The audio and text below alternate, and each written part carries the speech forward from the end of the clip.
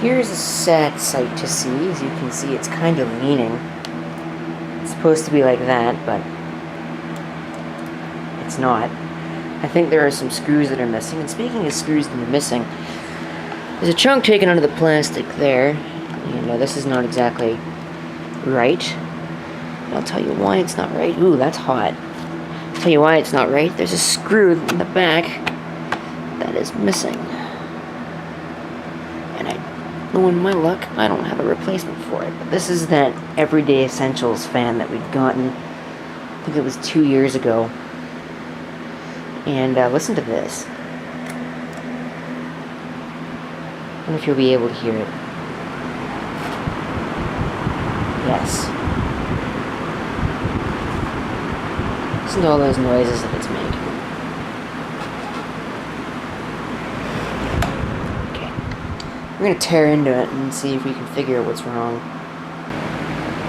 Alright, as you can see, I got the back off, and you can see just how cheap this assembly really is.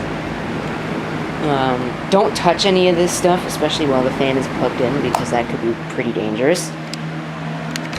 So we're going to unplug the fan right now and give it a good cleaning. Get up. I'll tell you what, people interrupting me in the middle of videos is getting really, it's wearing really thin, but anyway, it's not the point. You can see it's leaking oil at the back there. If we go ahead and clean this up. Something that should have been done a long time ago.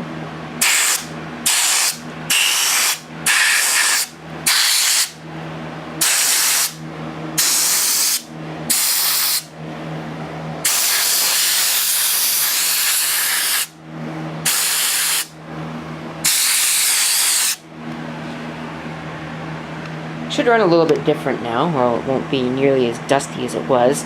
There's some sticky residue on this cord here, which is probably a result of the oil that was used when this thing was packed with grease or whatever.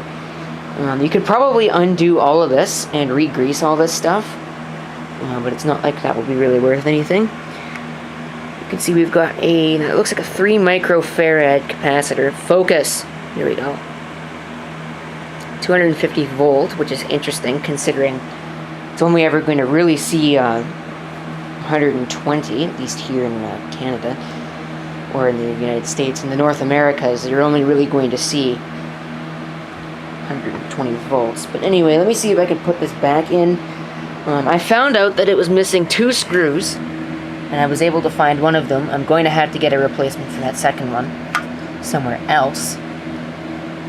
But, I mean, I can't find any other screw. That was actually the screw for this little peg here. So we're now going to put this plastic piece back on, which, by the way, is another example of really cheap. You can see there's some cracking here where it looks like the plasticizers are starting to... Well, you can't really see it on camera, can you? Yeah, that right there, that little line.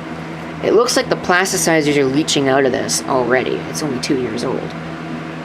So that's actually kind of disappointing. But I wanted to clean this up as well, and we're going to put it back on and see if this thing works like it's supposed to. It stops making noise. Alright, I managed to find a screw that, well, it's not perfect. It will work. It turns out, I think this gearbox is broken back there, as you can see. That wasn't because of me. I can assure you that much. Let's plug it in and see if it makes noise. Keep your hands on the shutoff.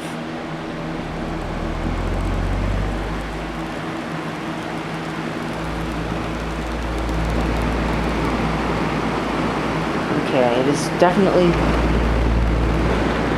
making noise from something. I'm not sure what it is. Let me take the grill off and see if I can get this blade off and see if it's the blade.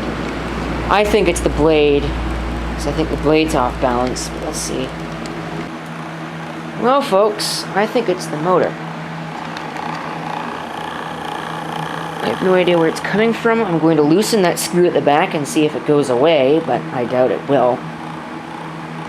Well, as you can tell, loosening the screw did absolutely nothing. And it's not the oscillator. The oscillator is kind of junky too, but at least it's not making that stupid grinding noise that it was before, but still. This thing is so cheap that it's probably on the replacement block at this point, because it runs hot, although the fan blade actually does provide some cooling for the motor. In fact, I think that's the only cooling that the motor has these days, because my Homesteaders fan that's still out there has the same thing. And that's another thing about this fan. If its level of hardness were to be one lower, you could probably call it Vaseline. It is made of such soft plastic. Easily marred. As you can see, I actually just left a scratch in it. There's scratches in it, like right now, as you can probably tell. I can't tell if that's water or if that's just dust. Or if that's like Coke or something, I don't know.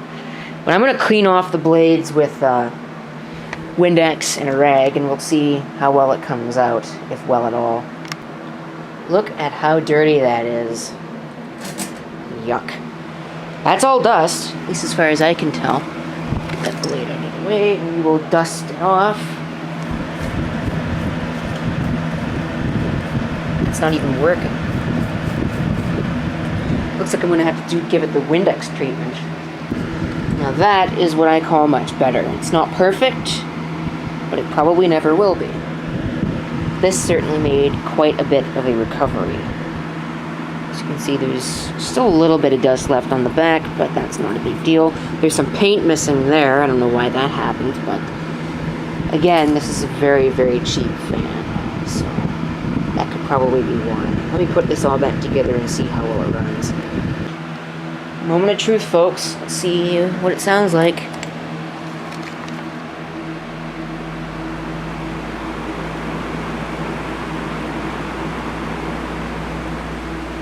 Oh yeah, that's definitely a lot better than it was.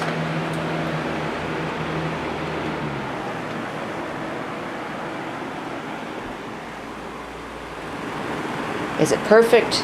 No. But I'd rather it be like this and not making creaking noises than be like it was before. All I need to do now is find a replacement screw for the base here, that one right there. Although it's not really worth it. I might just not even bother and just leave it like this. But there you go. The recovery, kind of a fan. Listen to this.